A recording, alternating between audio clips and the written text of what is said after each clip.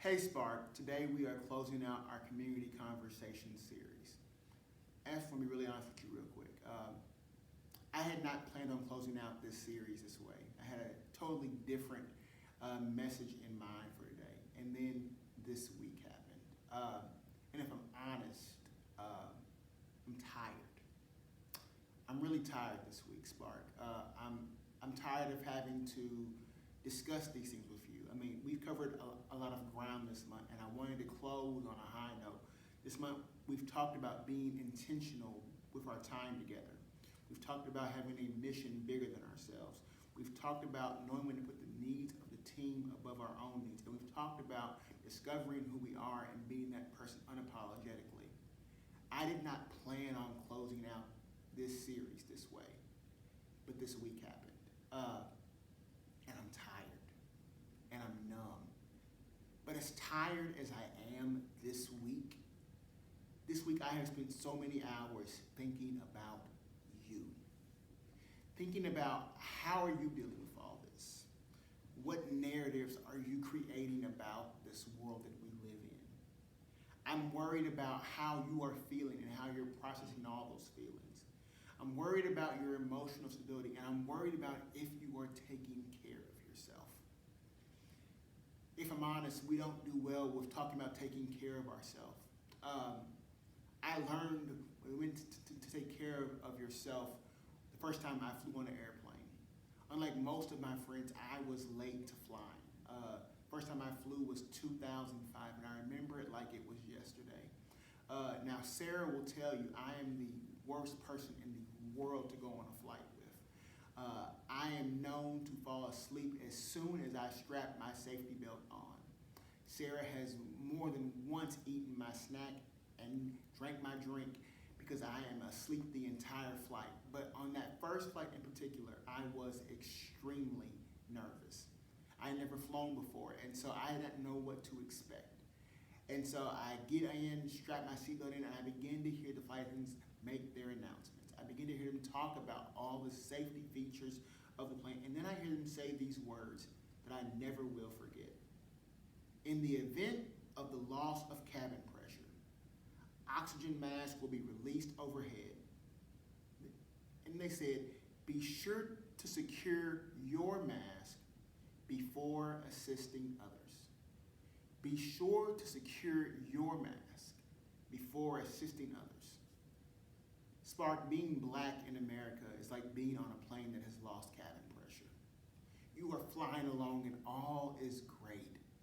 You're living life, you're playing sports, you're making TikToks, you're hanging out with your friends, you're hating on your siblings, and then all of a sudden, life happens. Somebody else gets killed in the street, somebody else gets killed in their home, and all of a sudden, all the air that was in that plane, all of the life that you were living, changes. And now you are left trying to figure out how to figure out life. But in that moment, I want you to think about what those flight attendants told me. Be sure to secure your own mask first before assisting others. We have to take care of ourselves first so that we can take care of others. Spark, there are so many emotions right now in our communities. Anger, sadness, frustration, confusion, numbness.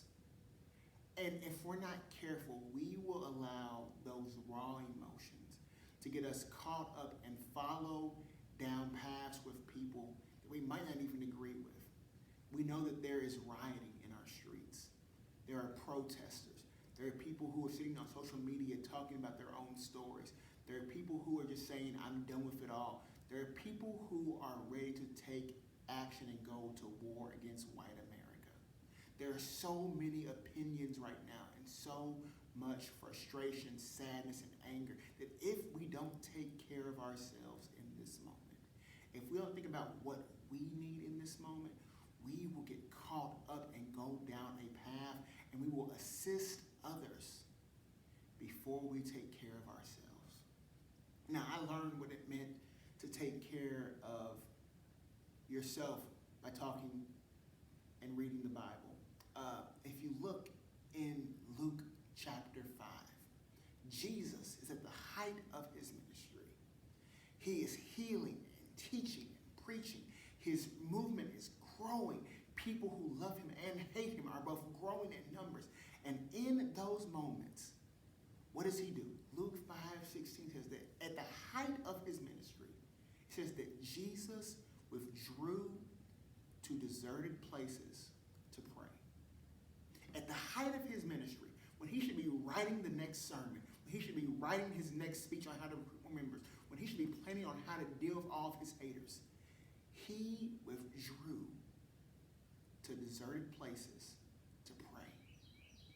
Jesus found out what he needed in that moment. He knew that he did not need to spend time writing sermons or to spend time thinking about his haters or to spend time giving in to every desire from the community. He said, I need to spend time in prayer. Jesus prioritized what he needed above the needs of others. He put on his own mask first before assisting others. Spark, I don't know what you need right now. If I could, I would snap my fingers and hold you all in my arms and make all this go away and give you what you need. But that's not how life works. And so we have to do some difficult work of figuring out with all these emotions that we feel what it is that we need. With all the anger, all the sadness, all the confusion, all the numbness, we have to figure out what it is we actually need in this moment. For Jesus, it was to go off to a deserted place and pray. For some of you, it may be to take a break from social media. Or it may be, I need to go on a walk every day. It may be getting into yoga. It may be taking up journaling. It may be punching a pillow and yelling and screaming. It may be going to church more across the world through Zoom. It may be reading your Bible more. It may be talking to your parents more. It may be just screaming until you can't scream more. Whatever it is, you have to prioritize you right now. Because I am clear of one thing. The assault on Black lives is not going to stop because of how we feel. It will stop when those in power decide that they love us as much as they love themselves. So until that day happens, we have to prioritize our needs. We have to prioritize how we are going to process life. So Spark, I encourage you, put on your own face mask.